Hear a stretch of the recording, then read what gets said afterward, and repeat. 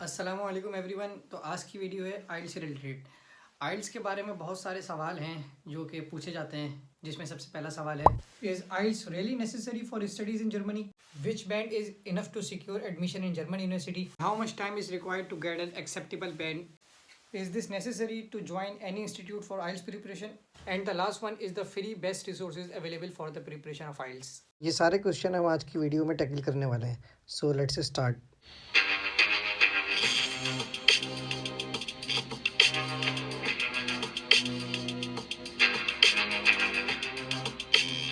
तो आज काफ़ी टाइम के बाद यहाँ पर धूप निकली है और मौसम काफ़ी बेहतर हो गया है, वरना यहाँ तो बहुत सर्दी है। अप्रैल भी स्टार्ट हो गया लेकिन सर्दी जाने का नाम ही नहीं ले रही है। तो बहरहाल हम अपने पहले क्वेश्चन की तरफ चलते हैं। Is IELTS necessary for education in Germany? तो अगर स्ट्रेट फॉरवर्ड इसका आंसर मैं दूँ तो इसका आंसर है नो। यहाँ पर काफ़ी स्टूडेंट्स हैं जो बगैर आइल्स के आए हुए हैं और यहाँ पर अपनी एजुकेशन कंटिन्यू कर रहे हैं। अब आया कैसे जा सकता है? तो यूनिवर्सिटी आपको इंग्लिश प्रोफिशिएंसी लेटर बना के देती है। उसमें ये स्टेटमेंट होती है कि आपका जो डिग्री प्रोग्राम था, जो आप पढ़ के आए हैं, वो इंग्लिश में था। तो कुछ यूनिवर्सिटीज़ होती हैं यहाँ पर जो आपको इंग्लिश प्रोफिशिएंसी लेटर के बेस पर एडमिशन दे देती हैं। उसमें 2 तरह की प्रॉब्लम्स निकल के आती हैं। पहली प्रॉब्लम तो उसके अंदर ये है कि आप अपनी जो ब्रैकेट है यूनिवर्सिटीज़ का, अपने चांसेस को लिमिटेड कर लेते हैं। फॉर एग्ज़ाम्पल आप मैकाट्रॉनिक्स के अंदर यहाँ पर मास्टर्स करना चाहते हैं। आपने अपनी 25 यूनिवर्सिटी शॉर्टलिस्ट करी है पूरे जर्मनी में कि ये 25 यूनिवर्सिटीज़ हैं जो मैकाट्रॉनिक्स के अंदर मास्टर्स करवा रही हैं। जब आप उनकी रिक्वायरमेंट चेक करेंगे तो उसमें से 4-5 यूनिवर्सिटीज़ मिलेंगी जो कि आपको प्रोफिशिएंसी लेटर के ऊपर एडमिशन दे देंगी। तो पहले ही आपने 25 में से 5 अपने लिए साइड में कर ली। अब उसमें से कुछ यूनिवर्सिटी की रिक्वायरमेंट ऐसी होंगी कि सीजीपीए अच्छी होनी चाहिए, तो आपके चांसेस और भी कम हो गए, तो बची-खुची आपको 2-3 यूनिवर्सिटीज़ ही मिलेंगी। तो आपके चांसेस एडमिशन के यहाँ पर आने के बहुत कम हो जाएँगे। तो क्यों आप एक टेस्ट की वजह से अपने जो चांसेस हैं, अपने जो यूनिवर्सिटीज़ हैं, उनको लिमिट कर रहे हैं? और दूसरा बड़ा इसका नुकसान ये है कि जब आप एम्बेसी में जाएँगे तो आपको वहाँ पर प्रूफ़ करना होता है अपनी प्रोफिशिएंसी से कि हाँ भाई, आपकी जो इंग्लिश स्पीकिंग कैपेबिलिटीज़ हैं वो 6 के इक्विवेलेंट या 6 से ऊपर है। जब आप वहाँ पर जाते हैं तो उनकी रिक्वायरमेंट है, कराची में तो 6 की रिक्वायरमेंट है, 6 आइल्स होना चाहिए मिनिमम, और इस्लामाबाद में मेरे ख़्याल से 6.5 है। तो आपको प्रूफ़ करना होता है वहाँ पर अपनी प्रोफिशिएंसी से कि आपकी ये लेवल आप अचीव करते हैं अपनी इंग्लिश टेस्ट के अंदर। तो थोड़ा-सा मुश्किल हो जाता है, और जो स्टूडेंट नहीं कर पाता तो फिर उनको टाइम लिमिट दे दिया जाता है कि आप 15-20 दिन के अंदर अपना आइल्स का टेस्ट यहाँ पर जमा कराएँ, मिनिमम 6 बैंड और 6.5 व्हाटएवर जो भी है। तो 2 नुकसान मैंने आपके सामने रखे हैं। तो कोई वैलिड रीज़न बनता नहीं है टेस्ट को ना देने का। अगर आप दे देंगे आइल्स तो इससे आपके ही चांसेस बढ़ जाएँगे यूनिवर्सिटी में एडमिशन के। आपका जो यूनिवर्सिटी का ब्रैकेट है वो बड़ा हो जाएगा, आपके पास मल्टीपल यूनिवर्सिटीज़ होंगी सिलेक्ट करने के लिए, प्रोग्राम सिलेक्ट करने के लिए, और आपको एम्बेसी में भी कोई प्रॉब्लम नहीं होगी कि आपको बाद में आइल्स जमा कराना है। और मैं ये नहीं कह रहा कि यहाँ पर आ नहीं सकते, यहाँ पर स्टूडेंट्स हैं बगैर आइल्स के पढ़ रहे हैं, लेकिन आप अपने लिए प्रॉब्लम्स क्रिएट करेंगे सिर्फ़ एक टेस्ट की वजह से। तो दूसरा सबसे ज़्यादा पूछा जाने वाला क्वेश्चन ये है कि कितने बैंड्स रिक्वायर्ड होते हैं यहाँ पर एडमिशन सिक्योर करने के लिए? तो अगर मैं इसका आपको ब्रैकेट बताऊँ तो 5.5 से लेकर 7 तक की यहाँ रिक्वायरमेंट्स होती हैं। अगर हम इसको परसेंट में देखें तो 10% 5.5, 40% 6 एंड देन 40% ही 6.5 यूनिवर्सिटीज़ डिमांड करती हैं, एंड देन 10% जो है वो 7 डिमांड करती हैं यूनिवर्सिटीज़।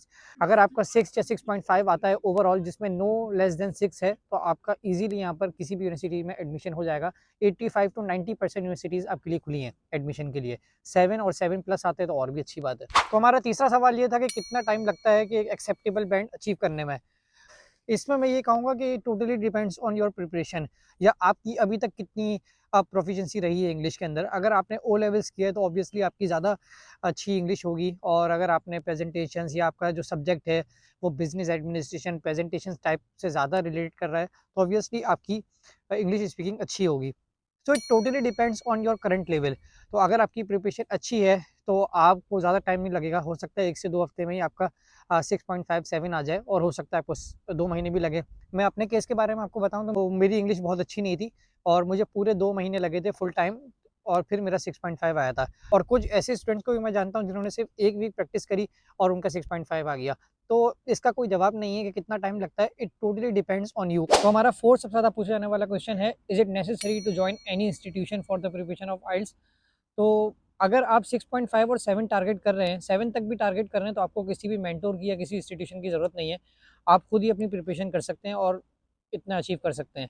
लेकिन अगर आपका टारगेट 8, 8.5 और इवन 9 है, तो फिर आपको शायद किसी इंस्टीट्यूशन की या किसी अच्छे टीचर की ज़रूरत पड़े। और हमारा लास्ट क्वेश्चन है, फ्री रिसोर्सेज अवेलेबल।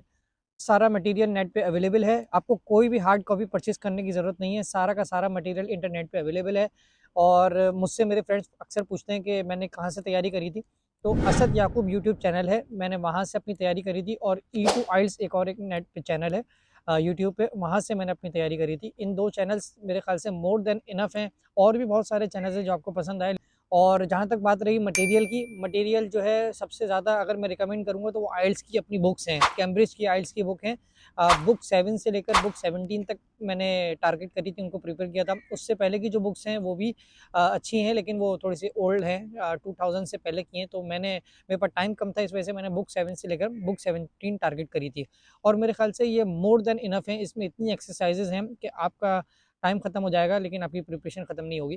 तो इन आइल्स की अपनी बुक्स बहुत ज़्यादा इंपॉर्टेंट है, ऑलमोस्ट पेपर उसी टाइप का बनता है, तो आप आइल्स की जो बुक्स हैं कैम्ब्रिज की, वो सारी अवेलेबल है नेट पर, ईज़िली एक्सेसिबल हैं, आप डाउनलोड करके उससे प्रैक्टिस कर सकते हैं। ये तो हो गए सारे क्वेश्चंस, अब मैं आपके साथ कुछ सम यूज़फुल टिप्स शेयर करने वाला हूँ, जो कि आपके बहुत काम आने वाली हैं आपकी प्रिपरेशंस के अंदर।